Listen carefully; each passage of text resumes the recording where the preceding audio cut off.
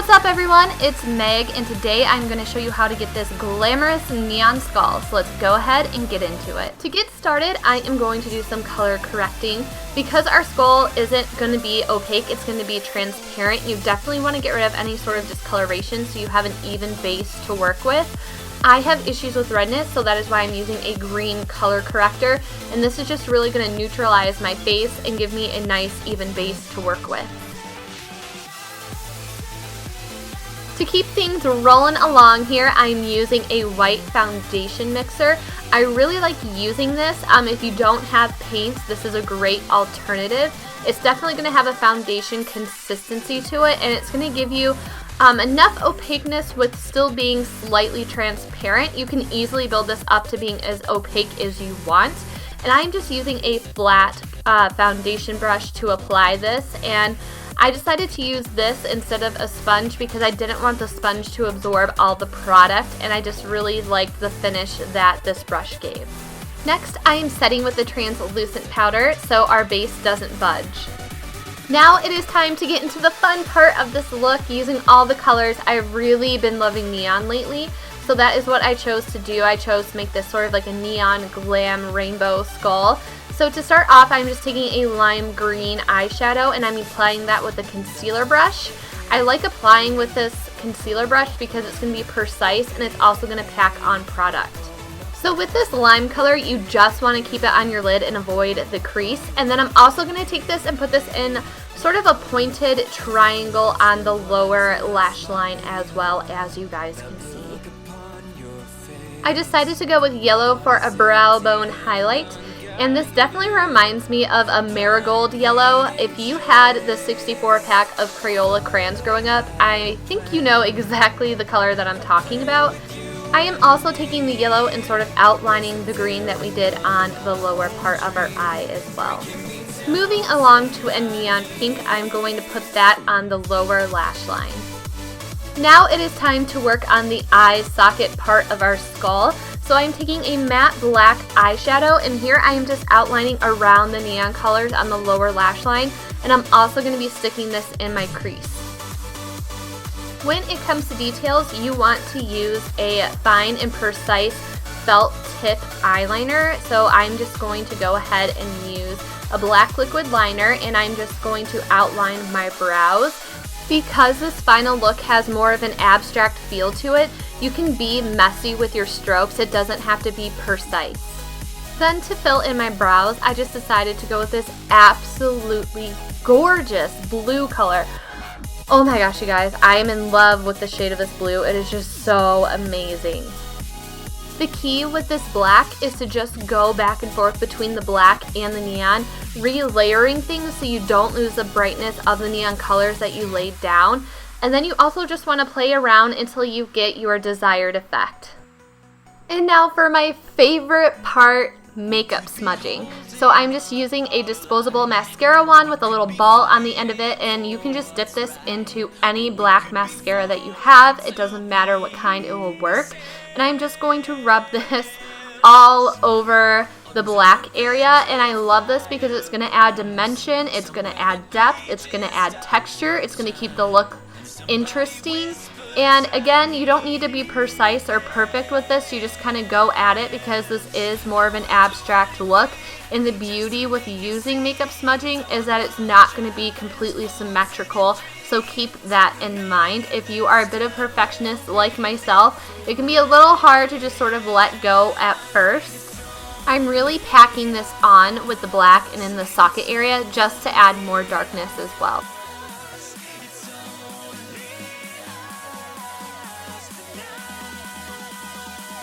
For lashes, I'm actually going to skip on the falsies, I know, and just stick to regular mascara.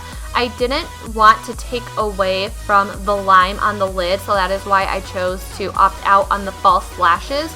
And instead, I decided to go for a spidery effect by just building up a couple coats of the mascara.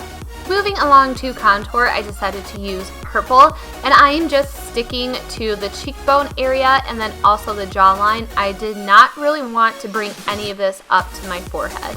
I also decided to use navy and put a really thin line of that on the underside of the contour to add a little bit more definition. And then to highlight and then for sort of a blush color, I decided to go ahead and mix in some of that neon pink. For the nose, as you can see, I added a little bit of pink on the tip of my nose, and then I'm just going in with this felt tip pen to draw that on and fill it in, and then I'm also going to outline with the purple. Now it is time to carve out those cheekbones, and to do so, I'm just going to use the own hollowed out areas as a guideline and as a map for where that should go. And you want to make sure you're giving yourself enough space and making it wide enough for where your teeth area is going to end. I had a real great moment right here, you know, just not paying attention to see if I was in the viewfinder, and as you will see in a second, I figured that out, but I decided to start outlining the teeth area. So I'm just sort of loosely going to mimic the rainbow and do, you know, a loose base of Roy G. Biv here.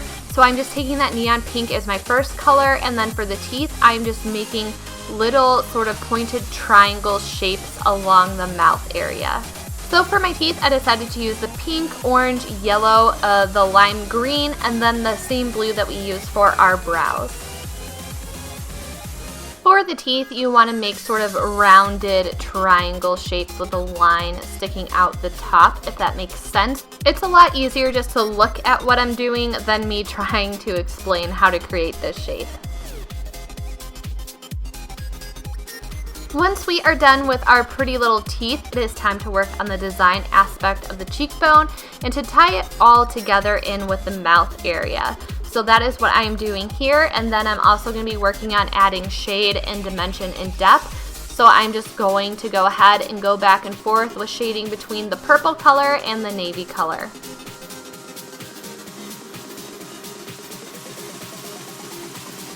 Next, I'm just going to blend and highlight with pink and then add more dimension with black.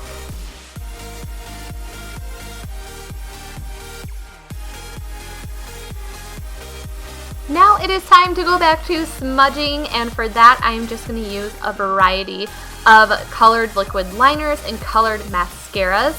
And again, you just want to go ahead and use this to add different dimension and texture, and you just want to find colors that mimic what you already have on your face and layer that on top. This is just the perfect abstract feel to top this look off.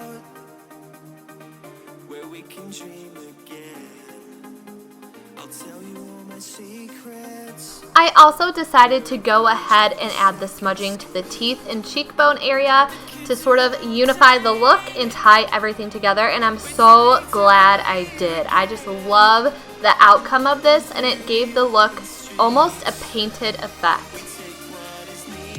Alright, so the finishing touches for this look are all for kicks and giggles because I never know when to stop. I found this beautiful pink cream highlighter, and I decided to go ahead and, you know, smear that on the white spaces of my face because, you know, why not? Because I used natural lighting and the sun was going down, this didn't translate on camera as well as I hoped, but don't worry, it was nice and blinding in person. Because I didn't want that to move around, I just went ahead and set it with a pressed highlighter. For the cherry on top, I decided to go all out and spring for a nice gold glitter liner. I decided to cover my teeth in this, my nose, cheekbone area, and then I also love the effect that it gave on the hollow parts of the eye.